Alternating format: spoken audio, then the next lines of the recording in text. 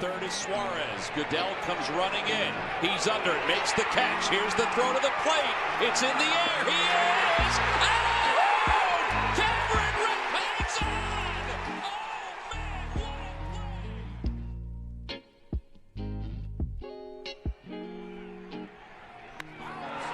Deep to right field. Way up there and way second down,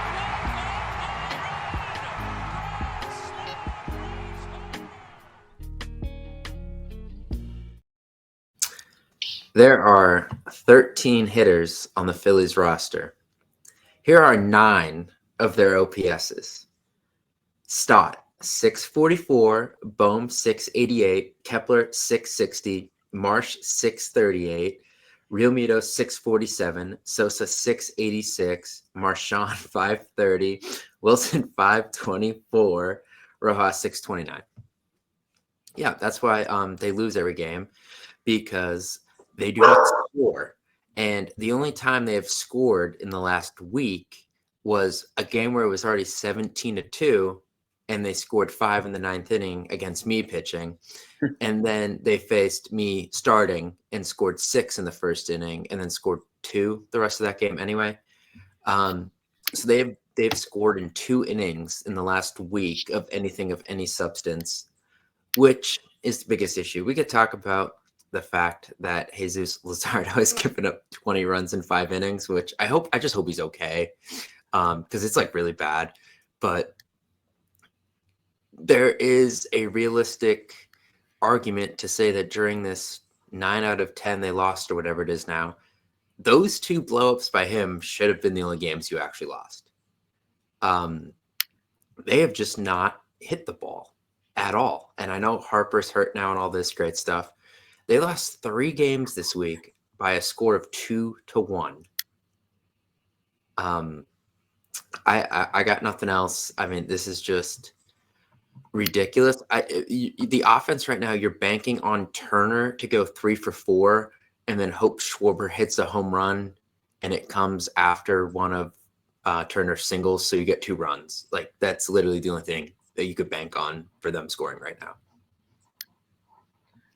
Yeah, the offense is pretty abysmal. If you look at WRC plus stat, which is basically runs created, and it kind of bases it off of the average hitter. So if your WRC plus is 100, you are the average hitter exactly. They have 3 guys that are over the average hitter, and it's about exactly who you'd expect it to be. Turner's is 125, Schwarber's is 160, and Harper's is 129. Other than that, Bohm's 95, and Edmundo Sosa, who we see once a week, is 93. Everyone else is pretty well below 90 in terms of, actually doing consistently well, or even like semi-well at the plate. I mean, if you kind of look at the way that their lineup's constructed, I was thinking today, I said to you, I said, Stott needs to get out of the leadoff spot. And it's like, well, who the hell do you put there? Because it's not like if you shift Turner up, then that just means that the bottom of the lineup is even worse, because Stott has been very bad since the start of May.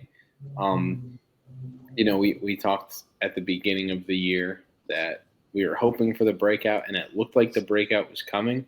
And now if you look at his numbers from where they're even, at this point with how long the slump's gone on for, they're slightly below where they were last season when he was supposedly hurt. So I think we're kind of past Bryson Stott was injured and slumping, and I think we're on to this might just be who Bryson Stott is. He'll give you okay production with a Gold Glove, which, is typically good enough for second base. But when you have a lot of other holes in the lineup and you're counting on a guy that's on a team-friendly deal that was a very high draft pick to give you more than okay production in the lineup, and it's just not happening, it becomes a glaring issue. Along with, the same thing could be said for Bohm. We need a lot more production out of a corner spot than we're getting. And it's not happening. And I think when we talked in the offseason, if you go back and listen to those podcasts, we weren't thrilled about them running it back. But when, they made a signing, we tried to talk ourselves into it. I think at the time I actually, did really like the Kepler signing. But I saw a tweet today that, thinking about it, it made a lot of sense. Harper going to first base really throws off the way that you approach free agents because it's Yeah. a lot easier to get a power hitting first baseman than it is a consistent outfield bat. And if you look at the numbers, this tweet, I forget who tweeted Yeah. it out to give We credit. said the same thing actually last week when you were moving. we had like a 10-minute conversation on this. It's true. Like it is. I mean, Paul Goldschmidt's so bad. Paul Goldschmidt's contract is exactly what Max Kepler's contract is. So it's like he said he'd go back in the outfield for one of the big bats like Alonso or Christian Walker or even Goldschmidt at the time. That didn't happen. And now it's definitely setting back the way that the lineup is. Yeah, I mean that was a big issue that I've been thinking about. It's just you made more holes than less, especially when I was listening to the radio on my way back from work today. It was funny because some guy actually called in and talked about the fact that he couldn't remember the last time they actually produced a good outfielder from themselves. He said Pat Burrell, who I'm too young to even remember this, but he was originally a third baseman, but had back trouble and couldn't do like the infield crouch. So they moved him to the outfield. So that is pretty much the last one we have to go off of. Cause like Worth was someone they picked up. Victorino was a Rule 5 guy. Odubel Herrera even was a Rule 5 guy. And then obviously we know they've signed Schwarber, Castellanos, McCutchen, Harper. All those guys were signed. So it's true. And they, whatever you want to call Marsh, they traded for him. Ben Revere signed him. Like all these guys, like they actually have not produced an outfielder in pretty much both of our lifetimes that is worth anything. And that's an issue. They haven't really produced all that much. I mean, I was going to say, you're talking about outfielders. Really, the only player that I can remember them producing in my lifetime is Aaron Nola. Other than, I mean, obviously the guys at the start of my lifetime, like Utley, Howard, sure, all those guys. Like since the heyday of that specific core, it's been Nola, and that's it. Yeah. I mean, I'll give Reese a little bit, like sure. Fifth round pick, like going to be a guy that maybe gets close to 300 career home runs if he stays healthy. Yeah. But other than that, there's nothing there, which has been a huge issue because they've had to spend so much money. And then that's where you get the Max Kepler for $10 million, the Jordan Romano for $8 million, the Taiwan Walker for $18 million. There's $36 million right there going to guys that really aren't doing shit for you. When you could have put that money into Pete Alonso and X reliever, you know what I mean? Like, so having to do these things in the past has just screwed them now so much now because they just haven't developed and they had to rely on spending money to fill holes. And now those young controllable guys that you thought you could, put some faith in are giving you even more holes. And, I said this, like the front office has always said, oh, we'll only go as far as the stars go. And like, that's been their rationale behind not big deadlines. Well, Trey Turner leads the NL in hits. Kyle Schwarber has 20 home runs. Harper, wasn't having a fantastic season, but his OPS was over 800 before he got hurt. Castellanos was hitting 280 something. So you actually were getting production from your stars, and yet your offense is garbage and you've lost 9 out of 10.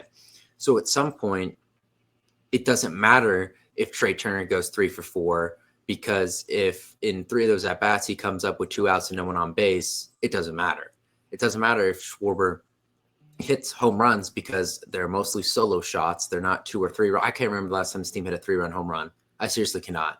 I don't remember the last time they had a 2-run double, a 3-run home run. Like, there is no multi-run hits in this lineup, and that is what's screwing them. Like, when there's a runner on base with 2 outs, and it's like, you hit a 2-run home run, like, it's not that hard. I promise. The thing is, they just have zero power outside of Schwarber, which is something I've brought up all year. But they don't hit enough home runs. They don't hit enough balls in the gap.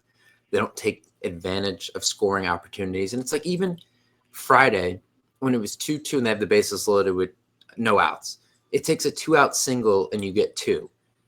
Like, if the 2 guys in front of Turner did anything, you could get 3 or 4 runs out of that inning, and then you don't lose that game. Like, yes, you still got 2 runs out of that situation. Like, okay, good job, but you're not doing effective damage. You're doing the bare minimum in pretty much every situation, and that's where you score 3 runs.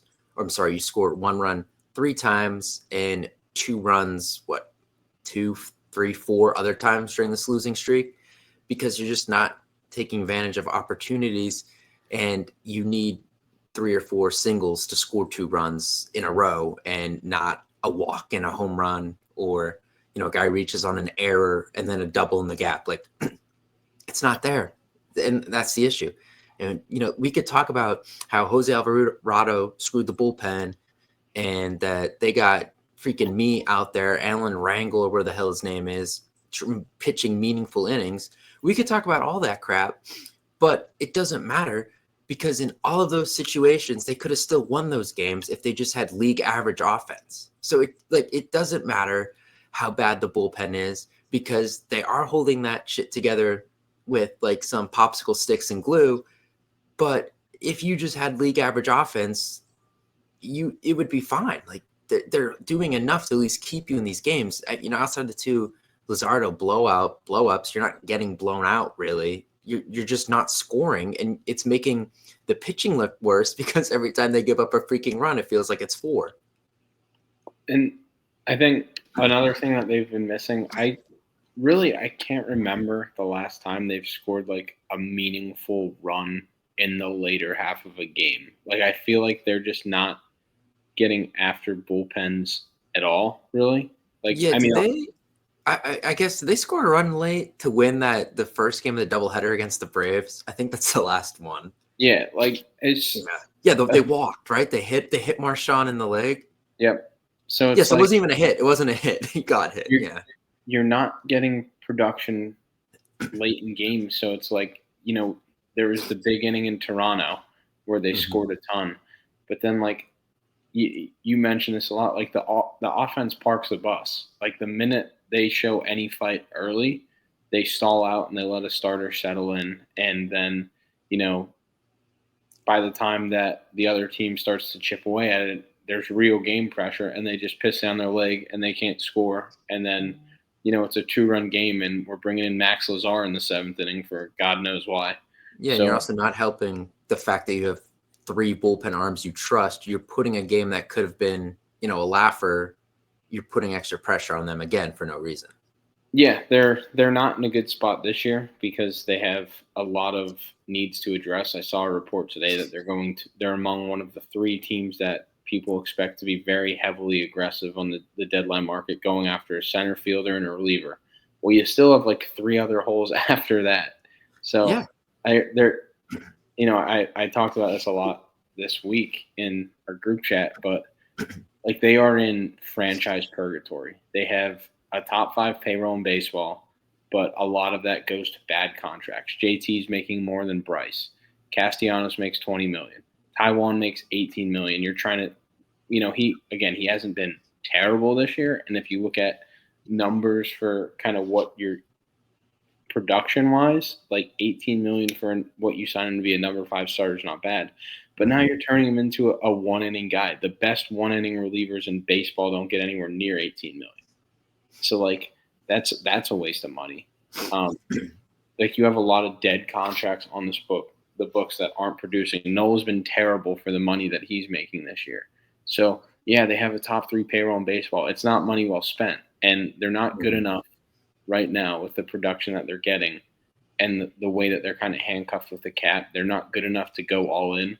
but they're not going to do anything in terms of success unless they go on. So they're in an impossible spot because every prospect that you'd be willing to part ways with at the deadline has also been very bad this year. Like in my mind, Yeah, I tweeted that. Yeah, from the account. Yeah, you don't really have the free agent class in terms of catchers is terrible. So you're probably going to have to pay JT a number bigger than what you want to pay him for the production you're getting. And Tait's only 20.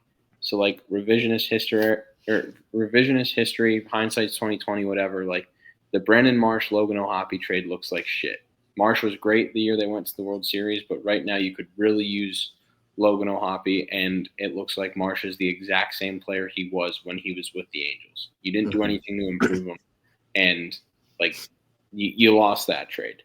Yeah. Fine, but like these prospects, I don't know. Like Justin Crawford's having a great year. I don't think he's the answer this year for sure. Like I think the player profile of Justin Crawford's still extremely flawed. But I'd be fine if they brought him up just to give him any kind of energy. Like his player build is a kind of guy that can give energy with the way that he runs around and stuff. So if you bring him up, fine. But he's having a great year and he's dropping down prospect lists. So like that tells me that other teams won't be chomping at the bit to give up upper end talent to go get like a Justin Crawford. So like you're probably holding on to him. Aiden Miller's starting to come alive. But if you didn't trade, those two guys for a Garrett Crochet in years past, you're not going to do it now at this point. So probably those two and Painter are untouchable. At this point, I don't know if I want to trade Mick Abel because he's been lights out in the major leagues. And with how bad the catcher situation is in terms of Major League Baseball as a whole, if you're not Seattle, I feel like you're kind of scrambling if you don't have Cal Raleigh. So, like, I don't want to trade Eduardo Tait because he's been really good. Granted, he's only 19 or whatever. But other than that, like, your top prospect at the deadline that you're willing to trade, Abel pending, put an asterisk by Abel, is who, like, Dante Nordy, who sucks. Is bad. He sucks. I mean, he had 4 hits and 5 RBIs today, and, it might have brought his average up to like 220. Like he's been bad. No, I know he's been bad. I didn't realize it. Wow, he had a big game. We should just show them that film. Yeah, but like even that, like Otto Kemp's 25, and it was 2 games. I get it, and one of them was against Paul Skeens, but he was not a major leaguer this weekend. So yeah, a little, yeah. Like, I think that's probably why they waited a little bit to bring him up because they didn't want to expose him. And granted, I still think he'll be, like, fine. But he's an older prospect that had a bad series. So, like, there goes some of the minimal value that he might have had. So, like, you're handcuffed. You don't have the assets to do what you have to do to succeed. But, like, you don't have the money to do it either.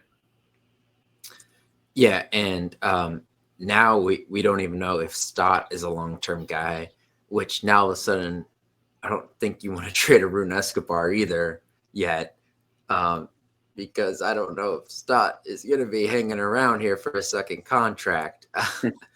So, yeah, they're pretty screwed because I did tweet this out. Like the core of prospects you'd probably like to trade from is like Nori, Saltabon, Rincon and Rincones, Gene Cabrera, like dudes like that, and they just suck. They're not good. And I was thinking about for this team to like actually have a deadline that is going to make them do anything in the playoffs, it would have to be like Cedric Mullins in center, Taylor Ward in left, Aroldis Chapman, and a lefty like one of the Rogers brothers on the Reds. You know what I mean? Like they'd have to do those 4 things for them to actually go anywhere. I feel like those would be like the 4 moves where if they did them, be like, okay, like, if Harper comes back healthy and Turner and Schwarber keep doing what they're doing, like they have a chance.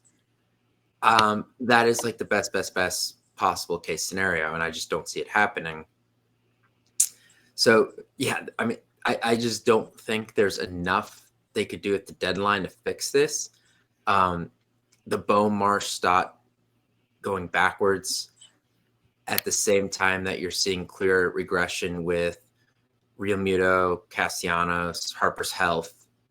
it's a terrible combination. And this is kind of what you're left with, where a week ago they were 36-19, and now we're looking at 37-28 or whatever it is. Like, I just, it's been brutal to watch, and it is 100% on the offense. I know the Luzardo thing I brought up already. I hope it's just not a long-term thing. I hope whatever, I don't know what he's going through, but I hope it's not an injury. I hope it's something they could fix mechanically.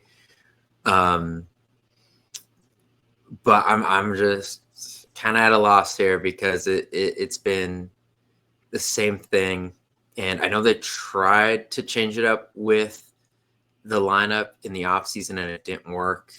The Astros didn't take the Castellanos-Bohm trade. Shocker. I don't know.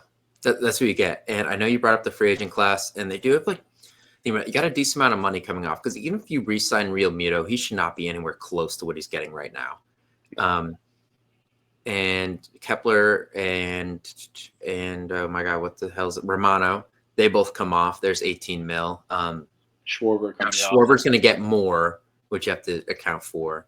And then the year after that, like Castellanos and Walker come off. So there's another 38 million that'll be off. So like, if you wanted to sign a big ticket this offseason, you could. The only problem is there's no one there. Yeah, I think Tucker and Schwarber. With how baseball, we've seen it so much, even like Vladdy this year. Like, these guys are taking these extensions pre-arb, and like Bobby Witt and Jackson Merrill got one too, and Vladdy got one now. Like, they're not reaching free agency, which is good for baseball, but a team specific thing, it's bad, and it's diminishing the strength of these free agent classes. Like, unless you're a mega star, like obviously Jackson Merrill is proven to be elite, but like, unless you're like the Otanis and the Sotos of the world, where you're going to push the 700, 800 number, I imagine that more guys are just going to take these pre-arb extensions. Like, I don't really know where Vladdy doesn't blow me out of the water. So like, one, I don't know, the number that the Blue Jays gave him was insane. And when he was initially talking that he wanted to go like 600 million, I don't really know where that came from. Like, I didn't think, but it's tough to deal with the free agent things. Like,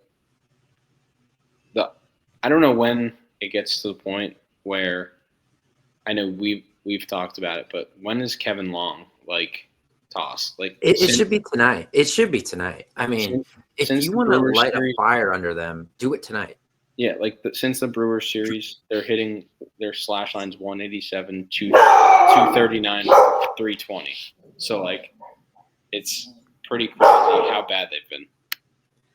Yeah, and the whole Kevin Long thing goes back to Bo, Marsh, and Stott. They haven't gotten any better, and he's been the same hitting coach. All these other guys have been other places. They're entrenched in what they are as career major leaguers: Harper, Turner, Schwarber, Castellanos, blah, blah, blah. The guys that were, kind of his guys, the guys that they've been here since he was here, they've had, I know Marsh had a little with the Angels, but they've had like Bohm a little bit, but they've had like no major league instruction before this guy for the most part, outside of like Bohm for a year and a half, if you count the COVID year. So like a year and a half.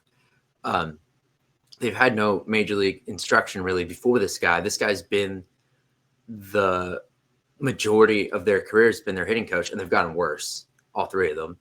And, I can't blame him for Castellanos or Real Muto. I think they're just cooked, but no one has gotten better under him. I mean, we saw how bad Turner started his career here. I just don't know what you're doing. Like, do you trust this guy to then be here with, I don't think Otto Kemp's a long-term piece, but whatever, like Crawford and Miller? Is this the guy we want now with him, with them? He kind of looks like he screwed this last young core. I don't think I want him touching Miller, Crawford, Tayit, Escobar. He should be out of here tonight, honestly. if you want to do something that scares them and makes them, raise their eyebrows a little bit, that because it does seem like there's just been too much comfort put in here. Like they're going through the motions every day. Like they know they're all together. I think they think the playoffs is something that's a lock and that they take it for granted. And it looks that way with how they don't fight at the end of these close losses. No rallies whatsoever. Like boom today. What a ridiculous at bat in the 9th inning. Knew it was coming, but like, what a joke. Seriously, dude. Like, whatever. But there is nothing there. They don't want to touch these players, God forbid, because Brandon Marsh barks and Stott has a nice walk-up song and Kepler's good looking. So no one from the team gets to get touched. So if you're not going to do anything like that, you gotta get Kevin Long out of here and let them know that it's not okay.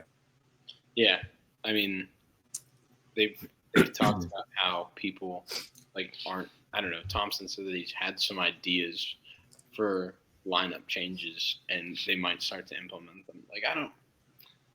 I don't know what a lineup change is going to do because I don't think it's the same guys. It doesn't matter. I don't think you have the pieces in the lineup that are going to succeed. Yeah, they don't. All right. Well, if you thought being home against the Brewers, facing the Blue Jays and facing the Pirates was hard, it gets a lot harder. So the Cubs come in this week. The Blue Jays come in. Then the Mets are in there at some point. I know they go to the Marlins. They go to the Marlins, and then it's the Mets at home. Yeah, the Mets are 20th or 22nd. Yeah, and then San Diego's in there a bunch. The Astros are in there at some point. Yeah, so this is not good. The other day I kind of said it somewhat tongue in cheek, just me being mad in the moment. I was like, they're going to be under 500 at the All-Star game. I actually think there's a chance if they keep playing like this, they might be under 500 at the All-Star game with this schedule coming up.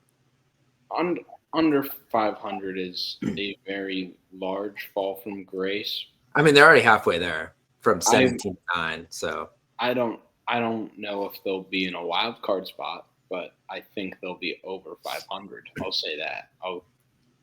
I'll go there. I was also, with how bad things have been, I was very surprised when I checked today and saw that they were still the first wild card.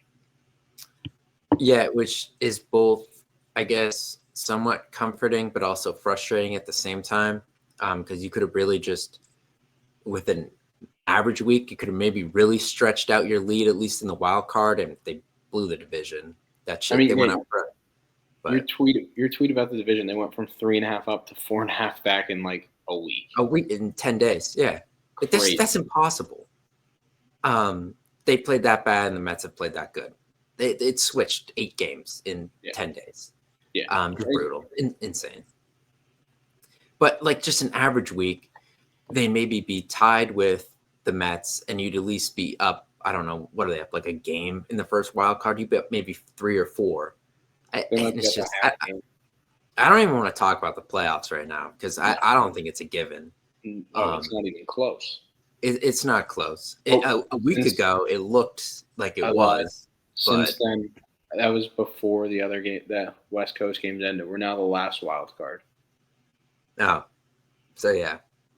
We're a half game back behind San Francisco and San Diego. Nice.